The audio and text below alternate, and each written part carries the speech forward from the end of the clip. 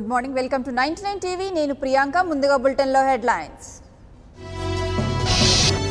ఇవాళ నర్సరావుపేటలో పవన్ ప్రజా పోరాట యాత్ర, సాయంత్రం పల్నాడు బస్టాండ్ సెంటర్ లో బహిరంగ సభ. పార్లమెంట్ నియోజకవర్గాలపై దృష్టి సారించిన చంద్రబాబు, ఇవాల్టి నుంచి నియోజకవర్గాల వారీగా సమీక్షలు.